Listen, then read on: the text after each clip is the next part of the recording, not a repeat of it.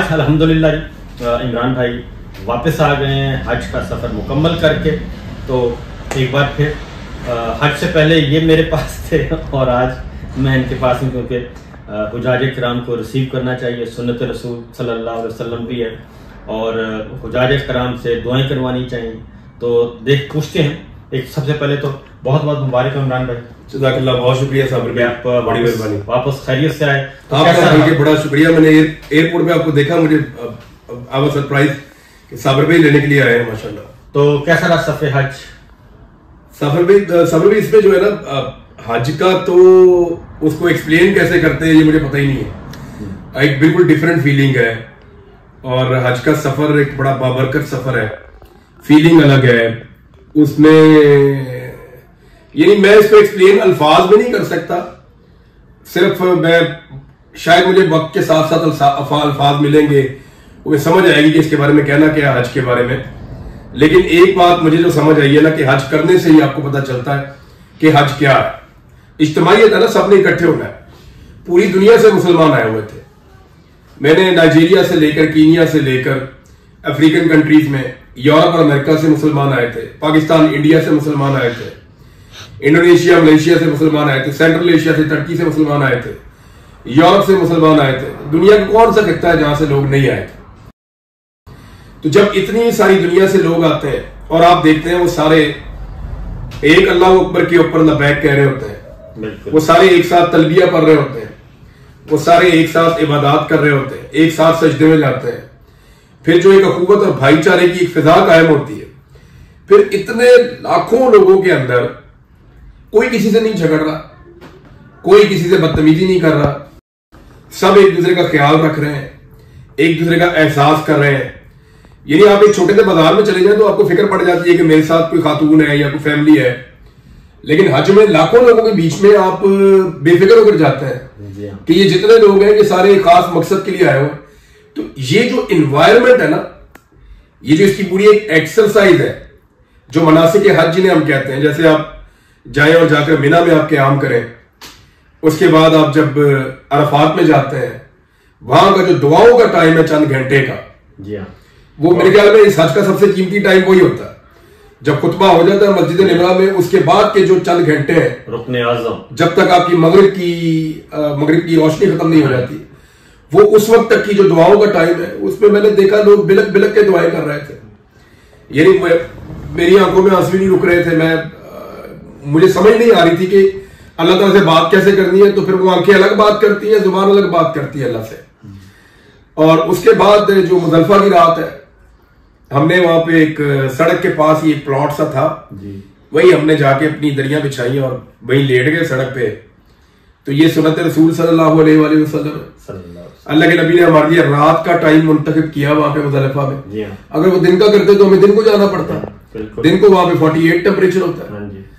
तो हमारे लिए बड़ी आसानियां पैदा की हैं अल्लाह के नबी सल्लल्लाहु अलैहि वसल्लम ने और अल्लाह ताला ने खास तौर पे। तो फिर मुजल्फा से फिर शैतान को कंकरियां मारने का एक अलग, अच्छा, हर जगह का एक अलग तरीके का आपको एहसास होता है, एक अलग तरह की आपकी ड्यूटी लगती है, अलग तरह की आपकी फीलिंग आती है। तो हज को एक्सप्लेन करना वो इतना आसान नहीं है। आपने हज किया है माशाल्लाह, मुझे अभी आप बता रहे थे कि आपने 4 हज किए हैं अल्हम्दुलिल्लाह। तो वो 4 हज आपने किए हैं, तो आपको भी पता होगा, इसको एक्सप्लेन ऐसे नहीं आप कर सकते। वही बात है, आपने सही बताया कि देखे ना, ये मैं तो तरफ के गया हूं, अंबिया की सुन्नत, मैं वही उसी तरफ आ रहा हूँ। ये अंबिया की सुन्नत है। आप उन्हीं रास्तों पे चलते हैं जहां पे अल्लाह के रसूल, अल्लाह के अंबिया जो हैं, जिन रास्तों पे चले हैं, आपने उन्हीं रास्ते में तवाफ किया है। मिना का रास्ता, मुस्तल्फा का रास्ता, जहां हज़रत इब्राहीम अलैहिस्सलाम ने पत्थर मारे शैतान को, वो हम मारते हैं वैसे। तो आप एक तरह से इंसान जो है वो बहुत सारे मुसलमान जो है उसको अल्लाह ताला ने सादत देनी होती है, बहुत सारे अंबिया अलैहिस्सलाम की सुन्नत पे वो अमल कर रहा होता है। तो वो तो उसका वो कोई है नहीं एहसास, वो फीलिंग्स एक्सप्लेन करने की कोई है नहीं। वो तो 2 जगहों की एक बड़ी, 2-3 जगहों की ना बड़ी फीलिंग होती है साबिर भाई। रोज़ा रसूल पे जाके तो बस समझ ही नहीं आती वो, यानी वो आदमी पूरा वजूद ही आदमी का कुछ और ही बन जाता है। बिल्कुल। यानी पूरा वजूद एक अदब में चला जाता है और समझ नहीं आती कि आप वहां पे क्या करें और क्या ना करें, बस सिर्फ आप दुरूद पढ़ सकते हैं या सलाम पेश कर सकते हैं। डेफिनेटली। तो रोजा रसूल की एक अलग फीलिंग है। Yeah. इसके अलावा ना जो काबा को आप जिस वक्त टच कर दें ना किसी वक्त भी, हाँ जी। तो मेरे साथ क्या होता है मैं आपको ये बता देता हूँ, मुझे तो दुआएं भूल जाती हैं। वो जो मैं सोच के जाता हूँ वो भूल जाती है, कोई और दुआएं मेरे दिमाग में आ जाती है जिनका यहाँ कोई हमारे मामला से कोई ताल्लुक नहीं है। तो अल्लाह ताला बंदे के दरमियान कोई नहीं ना होता। वो अल्लाह रब्बुल इज्जत जो आपके दिमाग में उस वक्त वही डालता है जो वो चाहता है कि आप उससे मांगे, फिर आप वही मांगते हैं उससे। यही मैं वहां पे जब बिल्कुल काबा के साथ जाके लग गया तो मैंने बहुत चीजें सोची थी कि मैं ये मांगूंगा ये मांगूंगा। मैं फिर अल्लाह ताला से वही मांग रहा था जो मेरा रब चाह रहा था। रब बड़ा मेहरबान है। हाँ, जब मैं वो रोजा रसूल की तरफ जा रहा था तो बहुत सारी चीजें ना मैं पीछे 2-3 साल सोचता रहा, खासतौर पे 2 साल। जब ये मुझे क्योंकि आपको तो आज पे नहीं जाने दिया तो मुझे बड़ी तकलीफ थी, तो मैं तब वो बात बहुत सोची मैंने कि मैं ये बात करूंगा रोजा रसूल पे। मेरे जैसे ही मैं पहुंचा ना, मुझे अपना आप अपना वजूद सारा कुछ भूल गया। जो पहली चीज मेरे दिल से निकल रही थी ना, वो मेरे पता नहीं दिमाग में कहां से एकदम बिजली की तरह, वो हमारे फलस्तीन के बच्चे हैं और वो जो कैफियत है वो सबसे पहले मेरे दिमाग में वो आ रही थी। उसके बाद फिर बाकी चीजें आ रही थी। और मैं सच्ची आपको बात बताऊं, वो ऐसे मकाम है आप किसी की शिकायत लगा ही नहीं सकते। डेफिनेटली आप लगा ही नहीं सकते शिकायत। तो आपको रोका गया, सब कुछ किया गया, अल्लाह ताला आपको फिर भी आपको मौका मिला और बहुत अच्छे तरीके से मौका मिला। तो दुआएं क्या की पाकिस्तान के लिए खास तौर पे, और हमारे, मैं क्या कहूँ, पाकिस्तान के लिए तो बहुत दुआ की मैंने, पाकिस्तान के लिए की, पाकिस्तानियों के लिए की, मैंने उन लोगों के लिए की जो लोग बेगुनाह कैदें काट रहे हैं। सबके नाम ले लेके मैंने दुआएं की, जिनके मुझे नाम याद है। जिनके साथ जुल्म हुआ मैंने उनके हक में दुआएं की हैं। जिन्होंने जुल्म किया मैंने उनके भी हक में दुआएं की हैं कि यार बस कर दें, अल्लाह ताला इनको हिदायत दे दे, या इनको रास्ते पे ले आ या इनको रास्ते से हटा। आमीन। या तो रास्ते में इनको लेकर आना, मेरा मालिक ला सकता है, अगर नहीं रास्ते पे आ रहे तो रास्ते से हटा इनको। मैं यही दुआ मांग सकता था। मैंने अल्लाह ताला से इस बारे में बहुत दुआ मांगी, अपने बारे में बड़ी दुआ मांगी, अपने दोस्तों के बारे में, आप सबके तो नाम ले लेके मैंने सबके लिए दुआ मांगी, अरशद भाई के लिए, बाकी लोगों के लिए, सबके लिए जिन्होंने दुआ के लिए कहा उनके लिए तो मांग रहा था मैं। कई ऐसे लोग हैं जिन्होंने नहीं कहा और वो अचानक मेरे ध्यान में आए, तो मैंने उनके लिए भी दुआ मांगी वहां पे। बहुत बहुत शुक्रिया। तो हम एक बार फिर जी आपको मुबारकबाद देते हैं कि अल्लाह ताला ने आपको खैरियत से, तो वहां पे कोई प्रॉब्लम तो नहीं हुआ, कोई इशू तो नहीं हुआ? साबिर भाई देखिए, मैं ना सिर्फ लोग कैलकुलेशन में पड़ जाते हैं। मुझे अच्छी तरह याद है, इसी ड्राइंग रूम में आके आपने मुझे समझाया था एक दिन कि यार ये वाला साल स्किप भी कर सकते हैं आप। हाँ जी, अल्लाह बड़ा मेहरबान है, इकट्ठे चले जाएंगे। और भी मुझे कई दोस्तों ने कहा, तो मेरे अम्मी अब्बू ने मुझे मना नहीं किया, ये अल्लाह का शुक्र है। वो मना करते तो शायद मैं रुक जाता, लेकिन मुझे ऐसा लग रहा था कि मुझे हर हाल में हज पे जाना चाहिए। लेकिन हम उस नबी सल्लल्लाहु अलैहि वसल्लम के मानने वाले हैं जिन्होंने सहाबा से कहा कि कमजोरी नहीं दिखानी है, एक कंधा नंगा करो और जरा उछल के तन के चलो थोड़ा सा।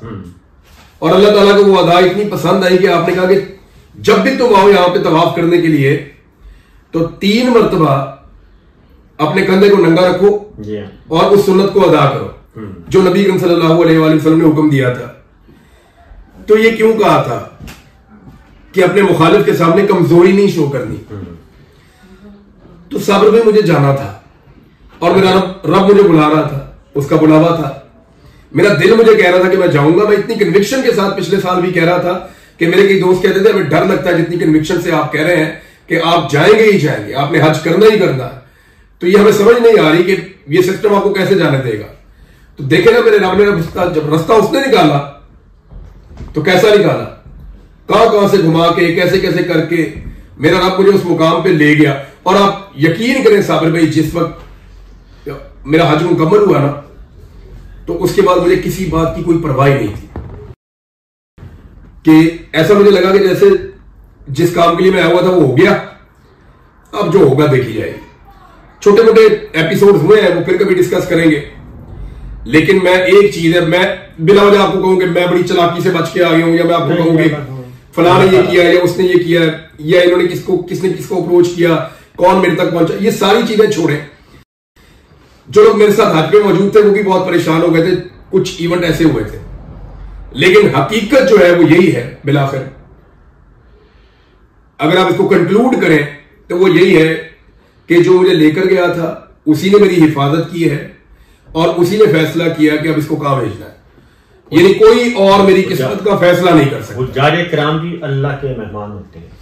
सर देखें, ये साबिर भाई 1400 साल तो ये हो गए ना हमारे प्यारे नबी सल्लल्लाहु अलैहि वसल्लम के बाद, उससे पहले वाले भी कभी आप साल इकट्ठे करें ना, तो ये जो हुर्मत वाले महीने हैं इनमें जो लोग काबे के तवाफ के लिए आते हैं, वहां की जो मकामी सरकार है उसकी ये रिस्पॉन्सिबिलिटी हमेशा से रही है कि उनको अमान देनी है, चाहे हमारी उनके साथ भी दुश्मनी है ना। अगर वहां पे मक्का में रहने वाले या हरम में रहने वाले जो कबाइल है आसपास, उनके साथ आपकी या उनकी हुकूमत के साथ भी आपकी दुश्मनी है, तो जब आप आएंगे काबे के तवाफ के लिए तो वो बाउंड है कि वो आपको देंगे अमान। और मैं आपको सच बताऊं, मैं सऊदी गवर्नमेंट का शुक्रिया अदा करना चाहता हूं, सीरियसली। बिल्कुल, मैं उस तरफ आ रहा था। मैं उनकी गवर्नमेंट का शुक्रिया अदा करना चाहता हूं, उनकी इंतजामिया का शुक्रिया अदा करना चाहता हूं, वो इसलिए कि उन्होंने हक अदा किया। मैं अच्छी तरह जानता हूं कि क्या कुछ हुआ होगा और क्या कुछ करने की कोशिश की गई होगी, उसके असरात मेरे तक पहुंचे भी हैं, लेकिन सबसे अच्छी बात यह है कि मैं एक हाजी था, मैं बाहिफाजत वहां पे मेरा अल्लाह मुझे ले गया, उसने मुझे वापस भी भिजवाया, और वहां की जो हुकूमत है उन्होंने मुझे लगता है घास नहीं डाली। जो मुझे फील हुआ थोड़ा सा, मे भी कुछ डिफरेंट चीज हो, लेकिन जो मेरे तक चीजें पहुंची है वो कंक्रीट नहीं, आने वाले दिनों में मुझे नहीं पता चल जाएगा। वहां की फुल आपको पता ना, शरारतें तो शयातीन करते ही होते हैं लेकिन बड़ा बड़ा बेनियाज है जी, वो बड़ा ताकतवर है। और मैं एक चीज मैंने इससे भी सीखी है कि आप जब कोई फैसला कर लेना साबिर भाई, तो उस पर डट जाए और पूरा यकीन रखेंगे आप ये कर लेंगे। ये मेरे लिए और जो सुन रहे हैं उन सबके लिए इसमें भी एक सबक है। 100%। जितना मुझे यकीन था ना कि मेरा रब मुझे ले जाएगा और मुझे हज करवाएगा, मेरा जो बिलीव था ना वो मेरी ताकत बना था, उसी ने मुझे हौसला दिया। तो जब आप कोई चीज सोचे तो उसके ऊपर इस तरह डट जाए, यकीन मुहकम, पूरा यकीन, अमल पे है, अमल पे हम, मोहब्बत फातह आलम। वाह, जिहाद जिंदगानी में ये मर्दों की है शमशीर है, इकबाल ने कहा था। जी हाँ, बड़ा खूबसूरत शेर है। तो सबसे पहले तो जी आपको मुबारकबाद, फिर आपकी फैमिली सारी को, आपके वालिद साहब बैठे हैं उनको बहुत बहुत मुबारकबाद, आपके दोस्तों को मुबारकबाद। अल्लाह ताला आपको खैरियत से लेके गया, खैरियत से वापस लेके आया। अब आपको 40 दिन तक अल्लाह ताला ने आपको एक पैकेज दिया हुआ है दुआएं करने का। तो 40 दिन तक आप जो भी दुआ करेंगे अल्लाह ताला उसको बहुत अच्छे तरीके। अच्छा, मुझे तो जो भी फोन करके कहता ना दुआ करें, तो मैं फोन पे ही दुआ करवा देता हूं। ठीक है, मैं फोन पे कहता हूं यार आमीन बोलो, ये 40 दिन का पैकेज है आपके पास, तो आप दुआ करते रहें और पाकिस्तान के लिए दुआ करें।